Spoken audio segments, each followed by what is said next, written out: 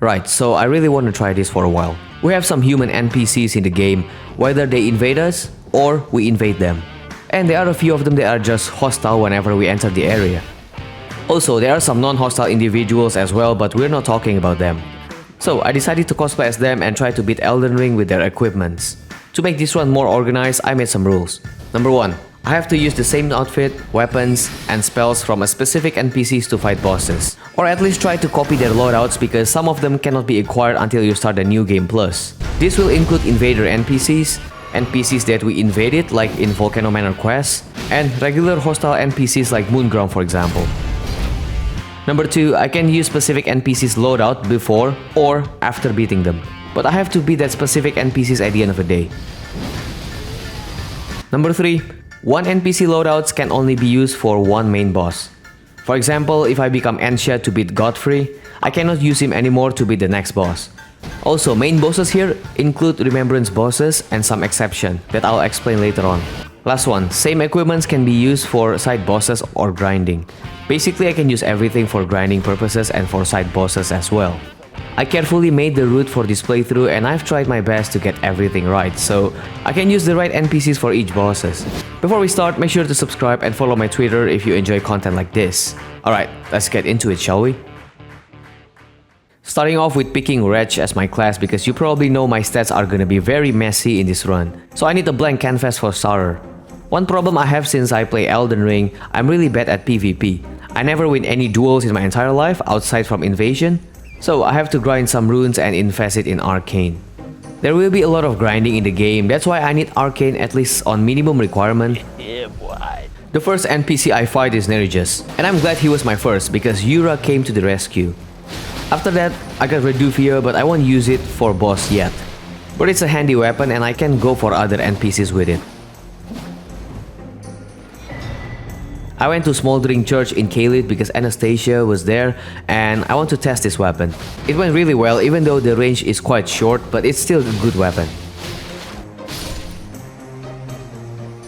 I also talked to Raya so I can have easy access to Volcano Manor later on. I have to get every essential stuffs before going for Margit. This includes both medallions, Radagon Sword Seal to boost my stats for 5 points, and killing Grail for extra runes. I think the dragon's name was Grail, right? I also continue Yura's questline by killing Ravenmount assassins just in case I'm gonna use his loadout in the future. I visited Church of Inhibition for Maiden's set and got skill checked by Vike. Obviously I couldn't beat him right now, so I ran away and fight another NPCs which is Anastasia again. This time she'll drop the butchering knife and I can use her for the boss.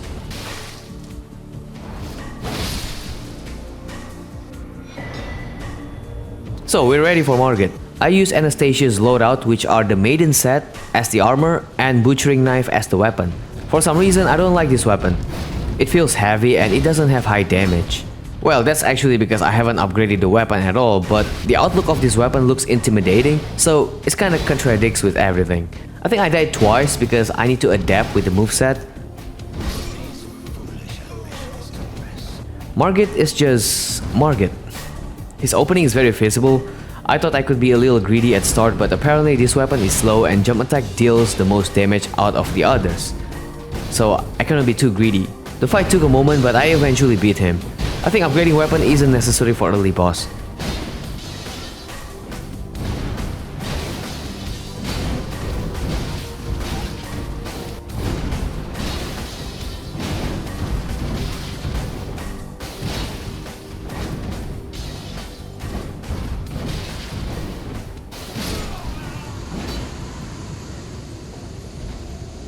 As we're going for Yura's funeral and got interrupted by his girlfriend.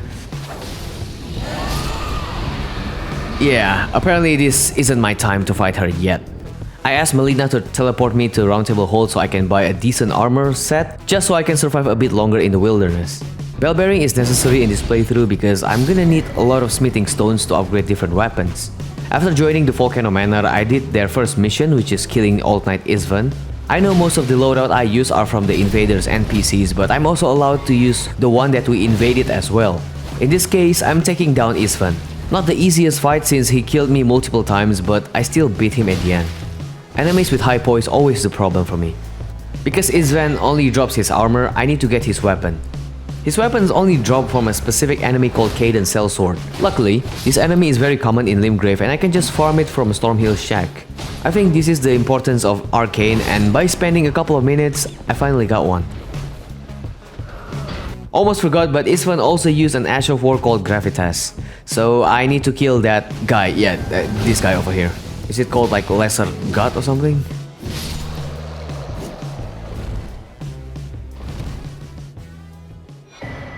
Alright, for the first Great Rune boss, of course I pick Godric because he's the easiest of them all. And I turn myself into Old Knight Isvan. He wears a scaled armor set and use Dismounter with Gravitas as its Ash of War. Now this is more comfortable in my opinion. Compared to Anastasia, obviously Isvan has better loadouts. But I still can't believe that Gravitas become one of my favorite Ash of War. It deals damage when I embed the sword to the ground and deals another one from the gravity attack. Very nice. Sometimes it didn't get interrupted when casting the skill.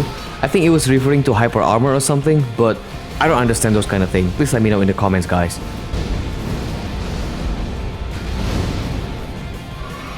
I didn't use Great Sword in general, but I have used them a lot in challenge runs, so having to wield one for Godric wasn't a problem at all. Also, it deals big damage, and with Godric being slow as usual, there's so much time for me to anticipate his attacks.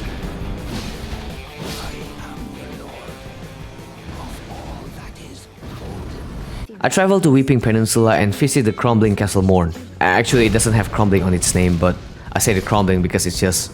yeah, whatever. I got to play Edgar's quest in order to get his stuffs. Pretty sad story, and I feel bad for him. But that doesn't mean I won't take his halberd and his Shabriri grip, which probably his eyes.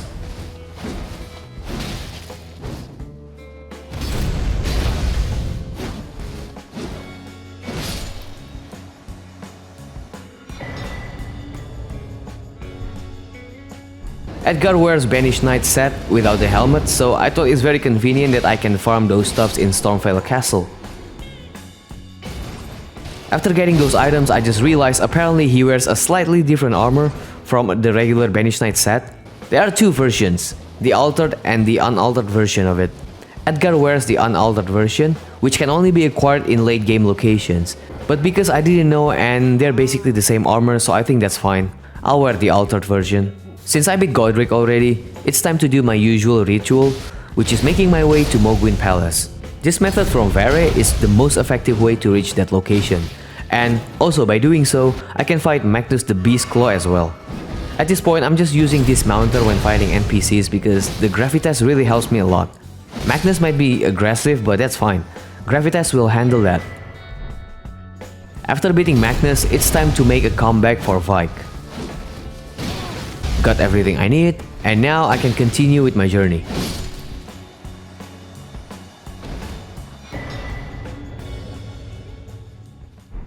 Went back to Roundtable Hall to talk to Nepheli and get the Arsenal Charm to boost the equip load because I'm gonna need it. After getting the secret medallion from Albus, this will trigger the fight with Ansha in the Roundtable Hold, and with Dismounter, he's dead right away.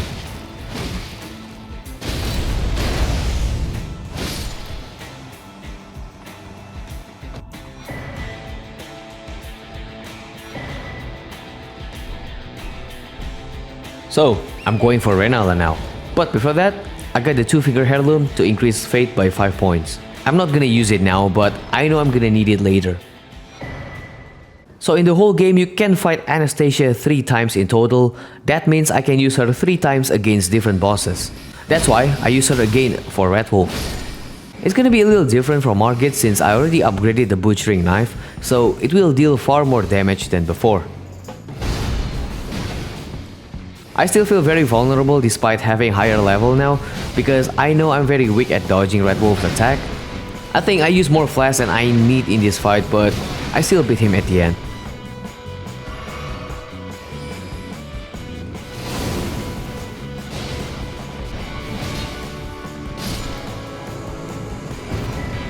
So, another NPC variant, like Moongrum in this case.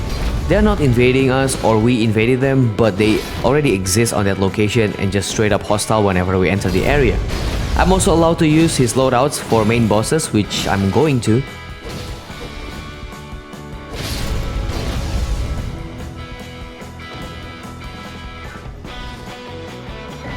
But for Renala, I turned myself into Edgar the Revenger. He wears Banished Knight armor set without the helmet, wielding Banished Knight Halberd and Golden Order Seal with Golden Vow as its incantations. Okay, so while making this script, I just found out Edgar also used Wrath of Gold and apparently Frenzy Flame Seal. Like, what? But anyway, yeah. Renala, as expected. First phase, easy. Only need to use the spinning strikes and cast Golden Vow right before she triggered her second phase. Halberd is somehow slow, but with the right timing, I can still strike her.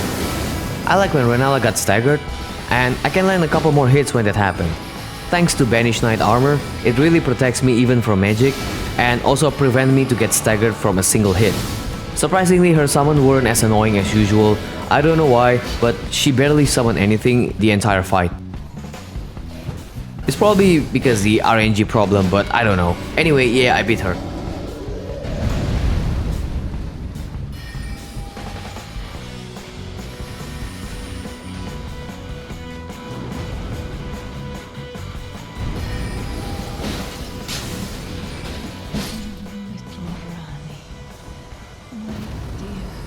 Every time I beat a main boss, actually not only a main boss but certain bosses that gives you access to certain area, there are always a bunch of items I need to get. But there are a lot of items I could get before fighting Renala apparently. Got Carrion armor for Moongrum. Also, this time I beat Eleonora for real. To be honest, I don't really like dragon incantations. I know Rotten Breath is like top tier, but I still don't like it.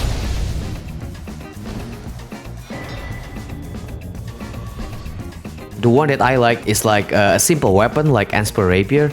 That you can get by killing Malik Marais. Whatever, I just have to call him Marais. I don't know why he's hostile right away, but I didn't think of asking questions at the moment, so I killed him.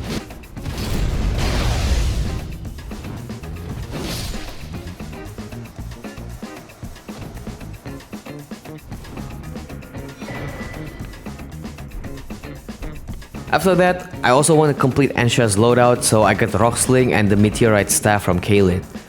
So that's what I thought. Following people's recommendations 6 months ago, the best way to defeat Draconic Tree Sentinel is with Scarlet Rot. That's why I become Malik Marais. Oh yeah, I have to call him Marais from now on. That's why I become Malik Marais, Shaded Castle Castellian. Wow, that name is so hard to pronounce. He wears Marais mask and Marais robe. For weapons, he wields the Ansper Rapier that can inflict Scarlet Rot. All of these items drops as soon as you beat him, so it's very convenient. So, how can I say about the Tree Sentinel? He's sick. That's about it. Like sick. Yeah, whatever. I told you before, with good weapon, I can beat him, and because I used daggers before and on my previous video, my muscle memory was still perfectly intact. My main strategy on him is to stay close as often as I can, because if not, there isn't a single way to land a hit on him. But at the same time, I have to be cautious with his lightning strikes. I'm not wearing any armor, just a regular robe with some colors on it, so I have a right to be insecure about it. Second phase, I have to time my distance. I still have to get close to him, but now he has more options to destroy me if I were too close. Once he did the lightning wave, he's gonna do the follow-up slam, which gonna kill me in one hit. So I have to run as far as I can. But that's the only move I'm afraid of. Other than that, it's not as hard as usual.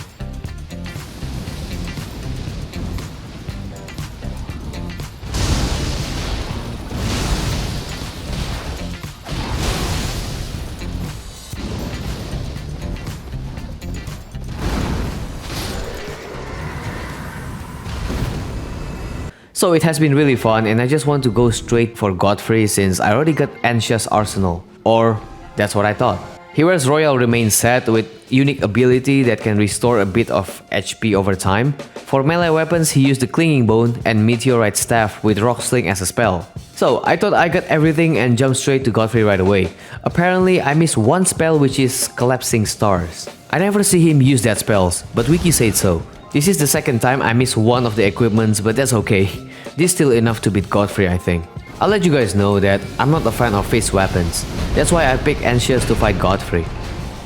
Bosses like Godfrey program to charge at you whenever you start casting the spell. My intention is to use Rocksling at the start of the fight and go all the way through with Clinging Bones after that.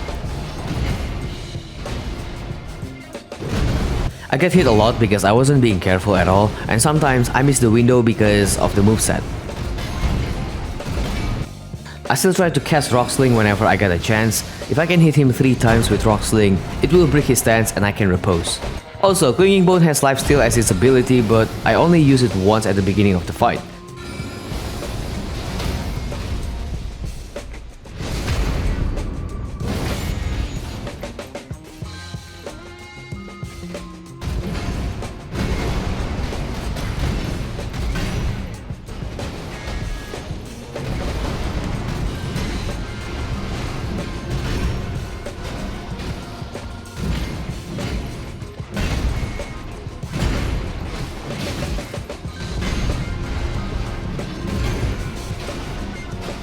It wasn't a smooth fight, but I still defeat him.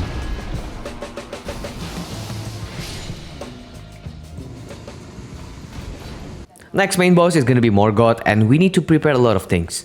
I was thinking on playing as Magnus the Beast, so I went to Weeping Peninsula to farm a page hood. I don't know why they call it page, but this annoying little shit over here with Perfumer's crossbow can drop some items upon defeat. One of them is their hood. Took me a while to finally get it, but that's not the only thing we need to get. These guys also drop some good stuffs. By good stuffs, I mean some clothing stuffs. You know, I'm kinda into fashion soul, so having rare outfits make me feel better. The Spectral Ancestor follower will drop the fur set, but for Magnus, we just need the chest piece only.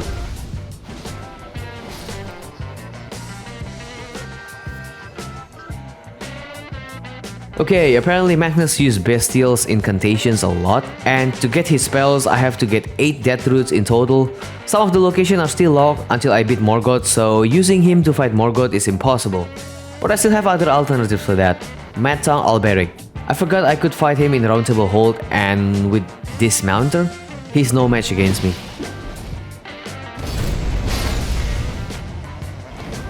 Alberic has a lot of equipments, so the first thing I need to get is his scythe, located in the catacombs in Liurnia.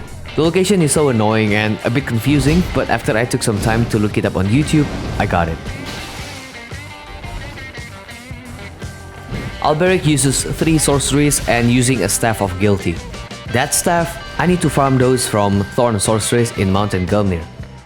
Spent around 30 minutes and I got one. I think I have to increase my arcane later on. Along the way, I killed the boat lady, so I got the Death Root and also got the Briar of Sin from a specific Thorn Sorceress.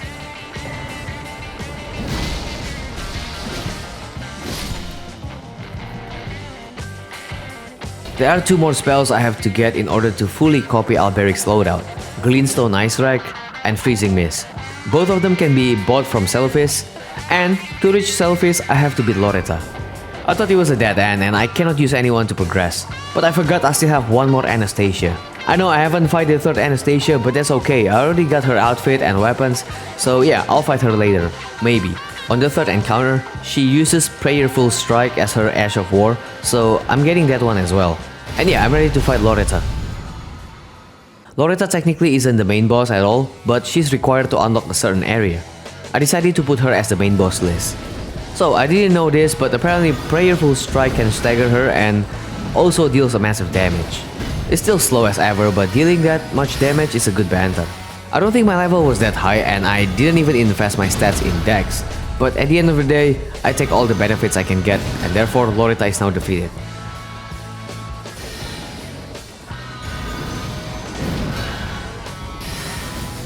That was my last Anastasia and I cannot use her anymore. But that's okay because we have access to Selphis now. After giving his potion to Gideon, I can now buy some spells from him. Got both Glintstone Ice Strike and Freezing Mist. I forgot I have 4 talisman slots and I haven't got anything useful except Radigan Sword Seal. So, I got Dragon Crest Talisman to boost damage negations and also Green Turtle Talisman to boost stamina recovery.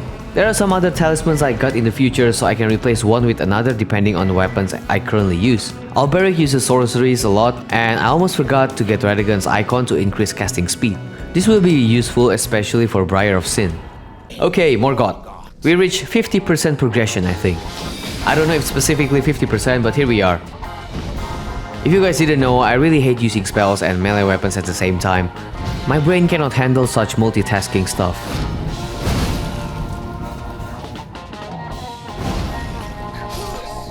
I tried to use the worst spells first at the beginning of the fight, which is Freezing Mist. Only need a couple seconds to inflict frostbite on Morgoth, and surprisingly he barely shows any reaction to it. Through the entire fight it wasn't that hard since Scythe has a quite long range of attacks, so I'm not really concerned about it.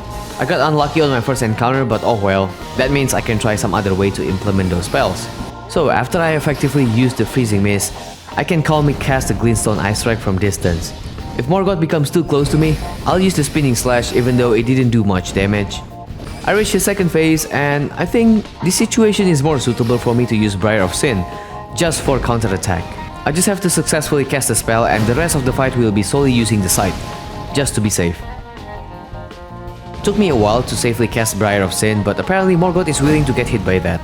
So therefore, I can proceed peacefully.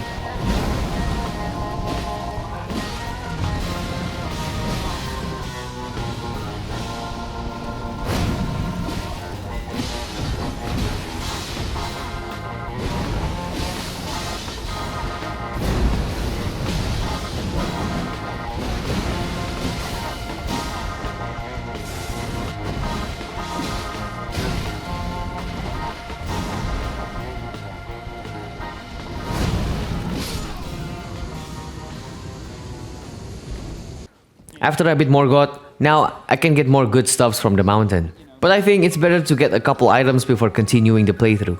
I got Star Scorch Heirloom from Fort Gael. It will increase strength by 5 points and I might need it in the future. Nobody knows. While in Caelid, I also fight Millicent in the middle of the swamp and got killed by the Waterfowl Dance. This is foreshadowing my future event. Actually no, I made a comeback. Millicent is now dead. I mean, not the real Millicent. Not yet. I fought Giza as well in Volcano Manor. Not sure if I ever gonna use his equipments, but just in case I need them. Giza's outfit separated in different locations, so I'll get them later.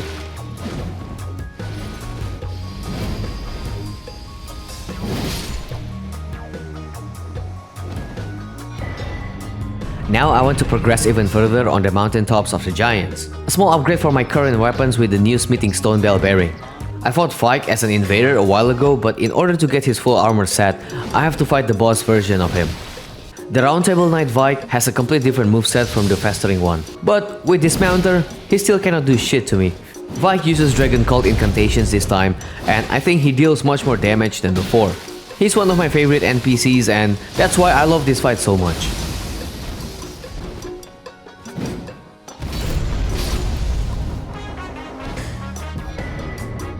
That one for Vyke, and also I didn't forget everyone's favorite NPCs, Okina. He has the best weapon in the game and everyone seems to like him very much. That's why I killed him. I got his River of Blood and his mask as well.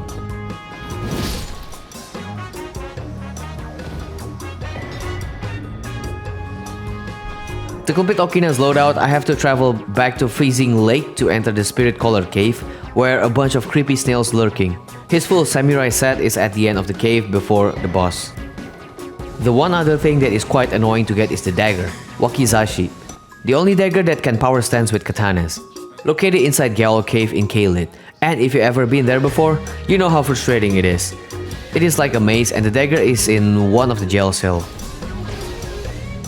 But yeah, I got it after all, and searching my way back to entrance took me a while for some reason. Right, finally after the whole prep, we can fight the main boss now. And it's Fire Giant. Oh shit, I almost forgot. I also bought the Carrion Filgrid Crest from EG because I'm using Okina's loadout for Fire Giant. I will use the weapon skill very often, just like every toxic PvP player out there, including me. Okina wears white red armor set, his weapons are River of Blood Katana, power stance with Wakizashi. Well, I picked River of Blood to fight Fire Giant is because like he has a lot of health and I really want this fight to get over with. Honestly speaking, River of Blood isn't my favorite weapon, but this weapon used to be OP as hell with the blood range. They nerfed it a couple times though, but it's still a good weapon. First phase is just very easy. All I have to do is slicing his leg, and with the help of bleed effect, I reach his second phase pretty quick. Same method, but it deals less damage than before since his weak spot isn't his leg anymore. But I will still keep attacking his leg just to be safe.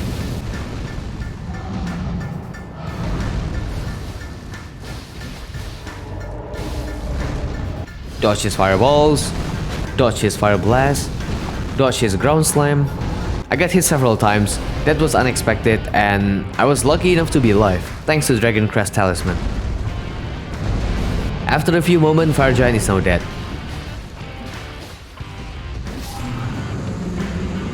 So far, the boss fight has been easy to overcome, and the most difficult thing is completing these NPCs loadouts. And you know what? You're gonna see more from now on. Official attire. That's right, that's the official name of the outfit. And I never know how to get this stuff before until this playthrough. Going down to Subterranean Shining Ground to get the Blood-Soaked set.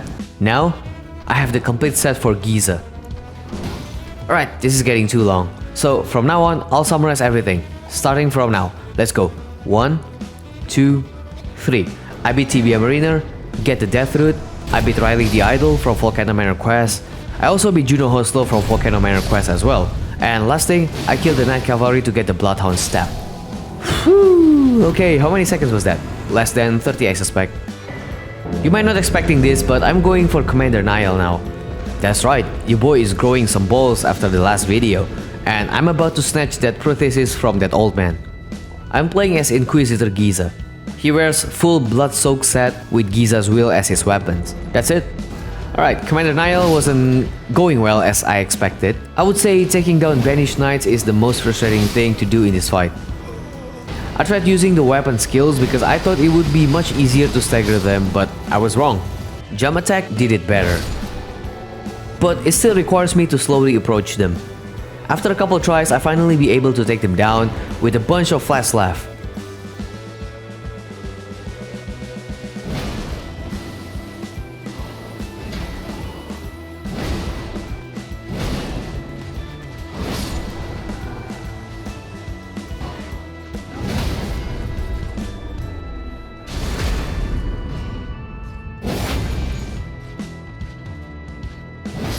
So, Niall himself is less problematic than the two Banished Knights before. His opening is quite visible, same exact moment as the last video I made, but this time I'm not that confident because this weapon is slow.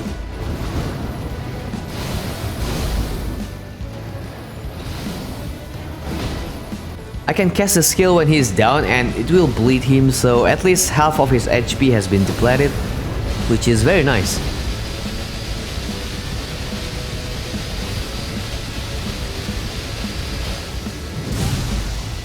Because I still have a lot of flash left, I think being greedy is acceptable on certain moments, but at the same time I cannot risk it as well. I don't know if it makes any sense, but yeah, anyway, I killed him solo.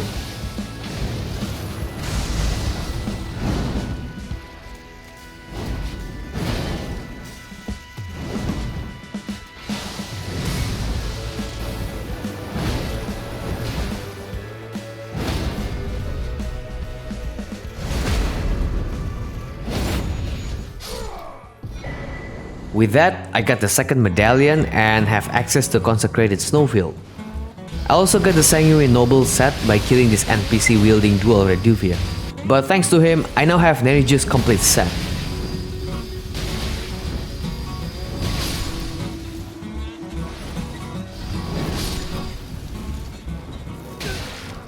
So I think I can proceed to the next boss, which is Godskin Duo. This is the first time I'm not concerned at all about Godskin Duo. Bloody Finger Nerijus. He wears full Sanguine Noble set and using dual Reduvia as his weapons. Unfortunately, we can only get one of them, but that's good enough for me. So, this fight, I only have to rely on Bleed. Reduvia weapon skill has quite some range and I took that as a huge advantage. Of course, I couldn't beat them on first encounter because if they are too close with each other, they might synchronize their attacks even when I'm on a pillar, taking cover. Usually when the donut rolls happen, the skinny one will just stand there and do nothing, but this time he's really fooled me to death. I prefer to slowly hit the fat one, whether using Blood Blade or regular melee attack just to be safe.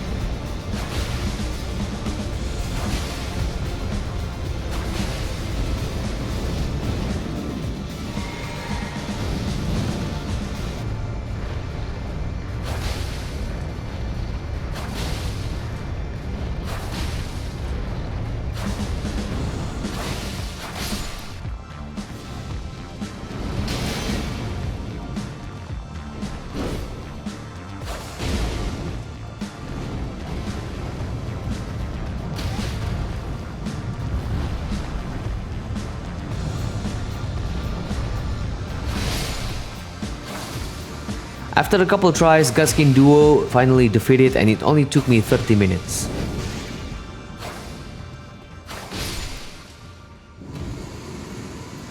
Alright, another item gathering section. Here we go again. 1, 2, 3. Traveling around from Azula, got the Champagne Puppy armor, bought Carrion Retaliation, got the Carrion Piercer. Okay, that's less than 20 seconds for sure. Only a couple bosses left, but I have to get my backup NPCs just in case I did something wrong. I went to Carrion Study Hall to get the Carrion Glintstone Staff. At the same time, I squared up with the most annoying sorceress, Preceptor Miriam. I got everything for Moongram now and dive deep inside the Helix Tree to beat Loretta again.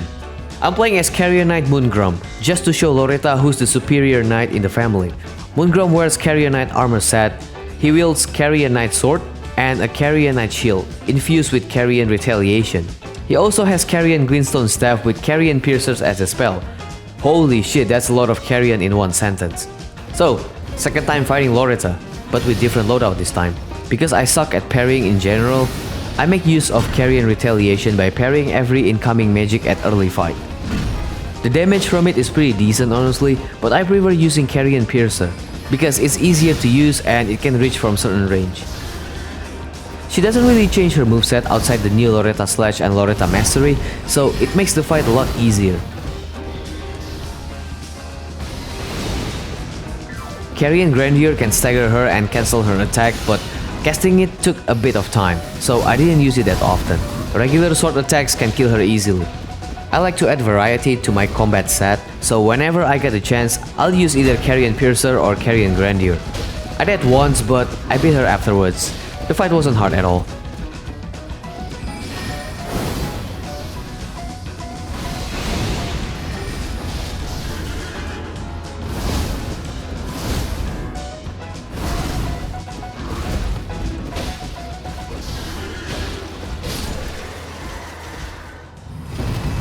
You know what comes next. I want to fight Malenia as Millicent. But before I do so, I have to play Millicent's quest beforehand just to get the feels. After cheesing the ulcerated spirit, I help Millicent murder her sisters by spamming Gravitas.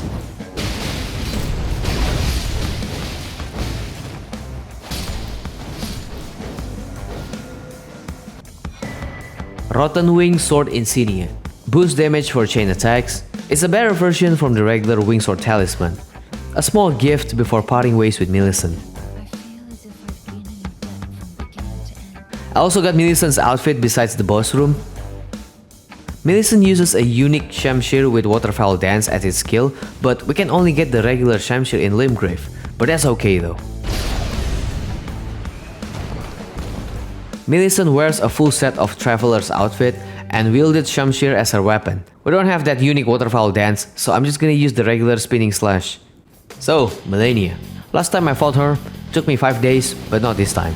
I have a better weapon, but not so good armor. The moveset is still the same. Openings are still visible as ever, but I keep dying. I know I'm a bit better at fighting Malenia now, but certain moves sometimes caught me off guard. Especially the Waterfowl Dance, obviously. Also, for some reason, the second set of that moves always got me. Heavy attacks deals more damage and sprinting attack also faster than regular attacks in my opinion. But I cannot perform those moves on every openings. Most of the time I passed her first phase but died right away afterwards because I couldn't dodge the Waterfowl Dance perfectly.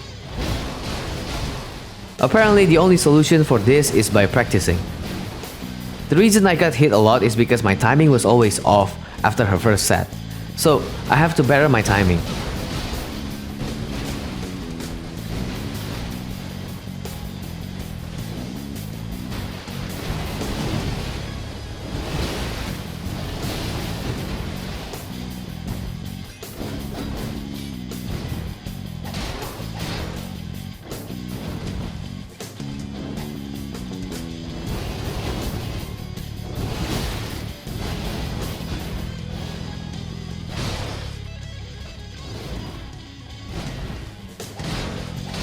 After a couple minutes, I almost perfectly bypass her first phase, and her second phase doesn't change that much.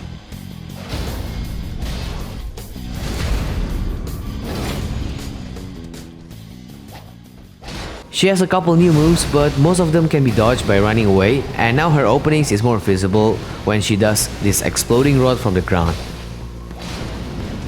Instead of landing 2 hits per opening, I land 1 per opening just to be safe. Well, I did 2 sometimes because I was greedy.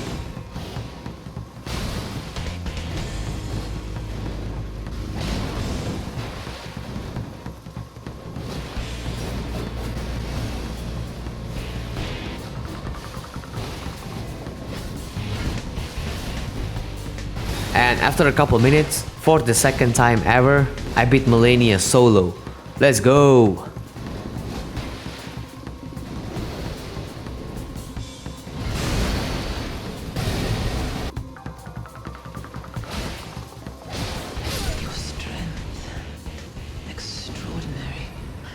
So up to this point, I already spent too much time than I have, and I really need to beat Elden Ring before going back to work. So let's make this fast. I got the Lion's Claw Ash of War after beating the lion, bought Prophet Pants from Hermit Merchant, got all the 8 death roots and gave them to Malekith before he starts molding. He gave me all the bestial incantations I need to complete Magnus' arsenal. As you expect, I'm playing as Magnus the Beastclaw to beat Malekith. Magnus wears a page hood, full raiment, and Prophet Pants as his armor. He's also wielding the Great Star as his main weapon. For incantations, he uses the Clawmark Seal with Beastclaw, Gurang Beastclaw, and the Bestial Sling as his spells. So basically, I'm using Malekith's power to beat Malekith. The problem with using bestial spells here is the range. I couldn't cast a spell from safe range while Malekith's range of attacks is a bit wider, so the circumstances is a bit risky. Bestial Sling is the fastest one, so it's very easy to use, but Beast Claw might be my favorite. It deals more damage than I expected, but I gotta cast it on the right timing because the casting speed isn't as fast as the Bestial Sling. Gurang Beast Claw, on the other hand, is just really slow. It's not really worth to use against Malekith. But there is a small window to cast that spell when Malekith embeds his knife on the floor. Oh, by the way, all of this opportunity I talk about only applies for his first phase. Lion's Claw did a lot of damage to him and sometimes break his stance as well. Out of all melee and spells combinations, I think Magnus is my favorite. Second phase Malekith, I have to fully rely on using melee attacks. Great Star is a great weapon and Lion's Claw really fit in this opening. Sometimes I still use the Beast Claw just because I like the sound effect. That's it. Even if the spell doesn't reach Malekith, I don't really care. I really like the sound effect. Malekith is fast, but he always shows visible sign when he wants to start attacking, and it really helps me to notice.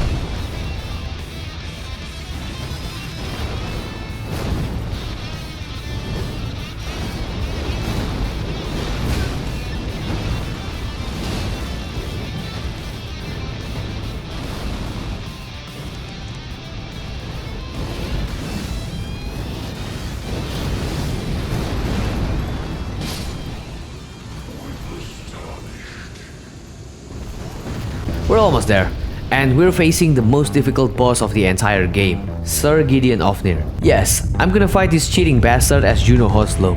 Juno wears a full Hoslow armor set and Hoslow's Petal Whip as his weapon. It also infused with Bloodhound Step, which is very useful when fighting against Gideon, or at least that's what I thought. The good thing about his whip is it has a long range of attack, but I still have to time it so Gideon will not have a chance to make a move. I'm really grateful I beat Melania before, so Gideon has Scarlet Ionia in his moveset. It's basically a free hit for me.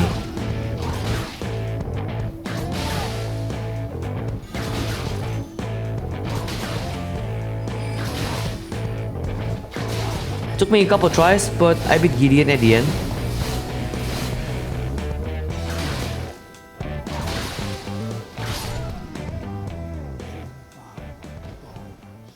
Almost at the end of the game, but there are some stuff that I still have to get. I get through Hieta's quest until reaching the subterranean Shining Ground. I've been here before. While I'm at this horrible location, I make sure I got Dung Eater's equipment as well. I don't have time to get through all of his quests, so I'll just pick the shortcut. The item called Omen Baron also needed to complete his loadout, and to get that thing, I just have to kill this specific Omen.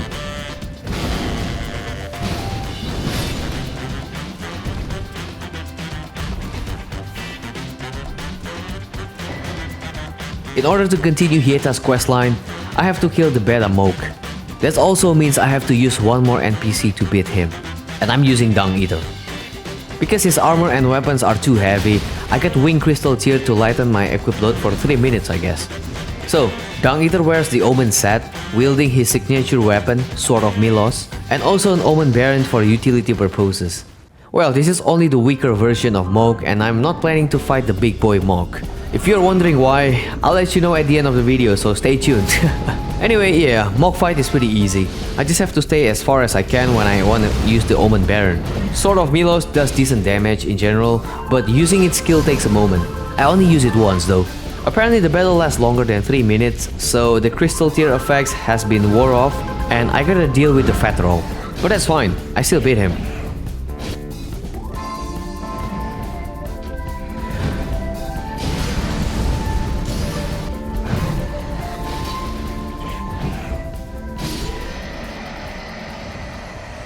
This is my favorite part. Jumping down the ledge like a pro and acquire the Frenzy Flame ending. Also got the seal after burning Hieta to death.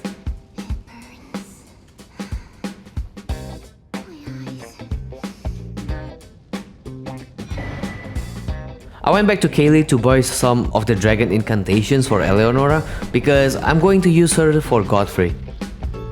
Eleonora, the Violet Bloody Finger. She wears Drake armor set with her unique pole blade as her weapon. Apparently she also uses Frenzy Flame seal for dragon incantations. I don't know if it's true, but I read it from a comment on Wiki. So the fight was going really rough for some reason. I didn't expect this to be this difficult, but I cannot see any opportunity to cast the spells. I mean, I can cast Grail's Roar at the beginning of the fight, but for Agiel Flame, it's a bit hard.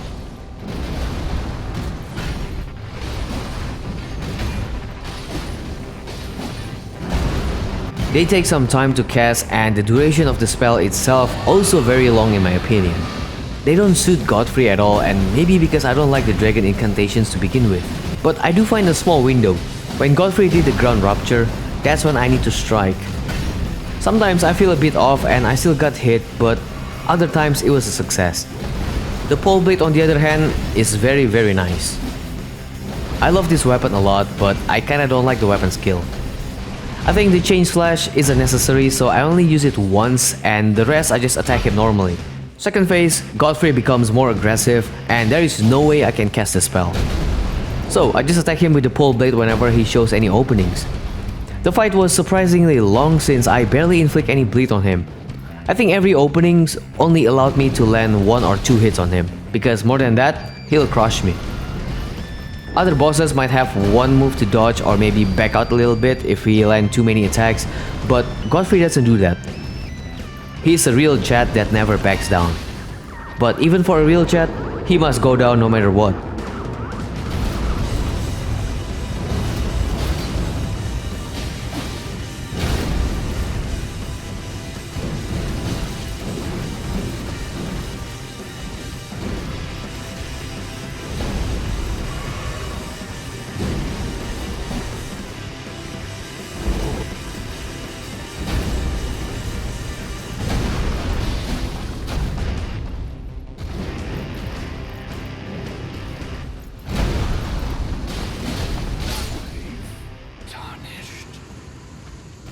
Alright, last boss. For Radagon and Elden Beast, I use my favorite NPC of all time, Festering Fingerprint Vike. That's right, I'm playing as the Frenzy Flame version of Vike, because the Roundtable Knight Vike is categorized as a boss, so I don't want that. I don't want to use him. I got the rest of the spells and I'm ready to fight Radagon. Festering Fingerprint Vike. He wears the fingerprint set, using Vike War Spear as his weapon. Also has the Frenzy Flame seal for 3 incantations, Flame of Frenzy, Frenzy Burst, and Howl of Shabriri. Okay, so maybe I can say this, but compare this boss fight with the other previously, Radagon and Elden Beast might be the easiest one so far. Oh, sorry, not the easiest, but it's not that hard. Before entering the arena, casting Howl of Shabriri is necessary, so it will save some time to use other spells later on. Radagon gives you a couple seconds before start attacking, so I think using Frenzy Burst at the moment is the right thing to do. The rest of the fight, I just have to improvise. I can land the Flame of Frenzy whenever he has an opening, I know Radagon is weak to fire, but does Flame of Frenzy count? Does it affect him in any way to deal more damage or anything? Please let me know in the comments, guys. I need to know. Most of my attacks deals a very significant damage to him, and honestly the fight with Radagon only took me a short minute. I also like the Frenzy Flame Thrust as the weapon skill. It doesn't do crazy damage or anything, but I like the lingering fire on the ground that stays for a few seconds.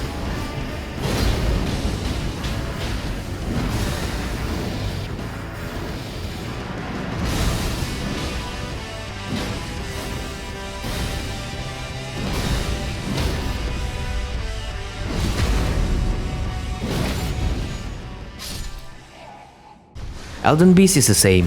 Hitting him with regular attacks deal more damage than using the skill. I don't know what to say about it because I really don't have any problem with it this time. The only problem everyone has with Elden Beast is we keep running around the map because that thing always swims away whenever he sees a threat.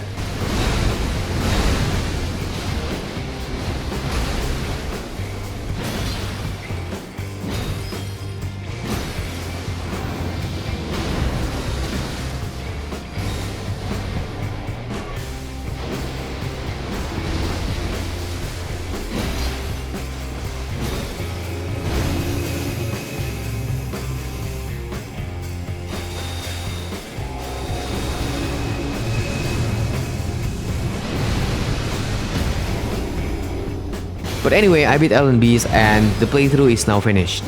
It's done.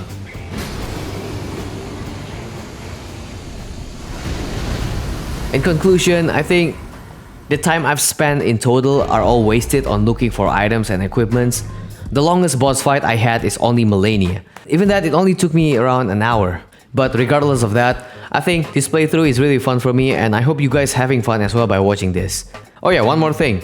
I didn't fight the rest of Remembrance bosses because that will take more time and my Vegas Pro will keep crashing if I add more media to it, so no, this is my limit. I hope you understand. So that's about it. Let me know what you guys think about this and leave a like if you like it, leave a dislike if you don't. Don't forget to subscribe and thank you for watching and I'll see you guys in the next one. Goodbye.